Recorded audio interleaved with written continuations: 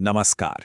कभी सोचकर देखिए, प्राचीन भारतीय समाज में एक ऐसा भी वक्त था जब किसी की पहचान उसके काम से होती थी।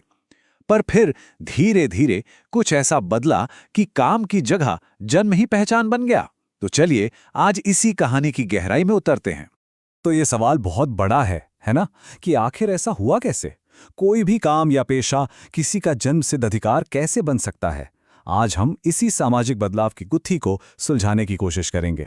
देखिए, इस पूरी कहानी को समझने के लिए हमें थोड़ा समय में पीछे जाना होगा।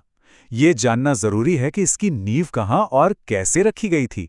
हमारा सफर शुरू होता है वैदिक काल से। ये वो दौर था जब सिंधु घाटी जैसी एक बहुत बड़ी शहरी सभ्यता खत्म हो चुकी थी और भारत में एक नई, पूरी तरह से ग्रामीण सभ्यता की शुरुआत हो रही थी। ये अपने आप में एक बहुत बड़ा बदलाव था। और इसी वैदिक काल की शुरुआत होती है एक नए समूह के आने से। ये वो लोग थे जो अपने साथ बहुत बड़े बदलाव लेकर आने वाले थे। तो करीब 1500 ईसा पूर्व में मध्य एशिया से कुछ लोग भारतीय उपमहाद्वीप में आए, जिन्हें आर्य कहा जाता था। और ये लोग अपने साथ सिर्फ खुद नहीं आए, बल्कि एक नई भाषा, संस्कृत और समाज को देखने का एक बिल्कुल नया नजरिया भी लाए। ये लोग आकर बसे उस इलाके में जिसे आज हम पंजाब और हरियाणा के नाम से जानते हैं। क्योंकि वहां 7 नदियां बहती थीं, इसलिए उन्होंने उस जगह को नाम दिया सप्त सैंधव, यानी 7 नदियों की भूमि। आते ही उन्होंने समाज में एक तरह का बंटवारा कर दिया। वो संस्कृत बोलते थे और खुद को श्रेष्ठ मानते थे, और जो यहाँ के मूल निवासी थे, जैसे द्रविड़ और आदिवासी, उन्हें निम्न यानी कमतर समझा जाने लगा। ये वो दौर था जब भारत के कुछ सबसे बुनियादी ग्रंथ लिखे गए। ऐसी मान्यताएं बनी जिन्होंने आने वाली हजारों पीढ़ियों की सोच और संस्कृति को एक आकार दिया। जी हाँ, इसी समय भारत के 2 सबसे महान महाकाव्यों की रचना हुई, रामायण और महाभारत। ये सिर्फ कहानियां नहीं थी, बल्कि उस जमाने के आदर्शों और उस समाज का आईना थी। और एक दिलचस्प बात, महाभारत का असली नाम जय संहिता था। और जब हम महाभारत की बात करते हैं तो इसके आकार का अंदाजा लगाना भी मुश्किल है। सोचिए, इसमें करीब 1 लाख श्लोक हैं, मतलब लगभग 18 लाख शब्द। ये इतना विशाल है कि इसे दुनिया के सबसे बड़े महाकाव्यों में गिना जाता है। और इसके लेखक का नाम याद रखने का एक बहुत ही मजेदार तरीका है।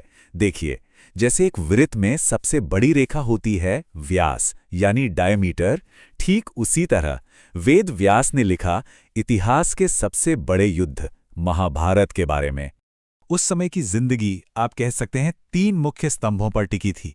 3 ऋण यानी देवता, गुरुओं और पूर्वजों के प्रति कर्तव्य। 4 पुरुषार्थ यानी जिंदगी के लक्ष्य जैसे धर्म, अर्थ, काम और मोक्ष। और 16 संस्कार जो जन्म से लेकर मृत्यु तक के अहम पड़ाव थे। अब आते हैं कहानी के सबसे अहम मोड़ पर, वो बदलाव जो इसी वैदिक काल के अंदर हुआ और जिसने सच कहूं तो सब कुछ बदल कर रख दिया।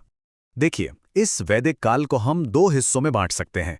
पहला ऋग्वैदिक काल और दूसरा उत्तर वैदिक काल। और इन दोनों के समाज के ढांचे में जमीन आसमान का फर्क था। तो शुरुआती दौर में यानी ऋग्वैदिक काल में समाज 4 वर्णों में बटा था। ब्राह्मण जो शिक्षा देते थे, क्षत्रिय जो रक्षा करते थे, वैश्य जो व्यापार करते थे और शूद्र जो सेवा का काम करते थे। लेकिन, और ये लेकिन बहुत जरूरी है, ये बंटवारा जन्म पर नहीं बल्कि व्यक्ति के काम पर आधारित था। ये सिस्टम कितना लचीला था, इसका अंदाजा आप इस बात से लगाइए कि उस दौर के ग्रंथों में ये लिखा मिलता है कि एक ही परिवार में, एक ही छत के नीचे एक कवि यानी ब्राह्मण, एक योद्धा यानी क्षत्रिय और एक श्रमिक यानी शूद्र सब साथ रहते थे। मतलब पेशा जन्म से नहीं, कर्म से तय होता था। और यहीं पर आया वो सबसे बड़ा बदलाव।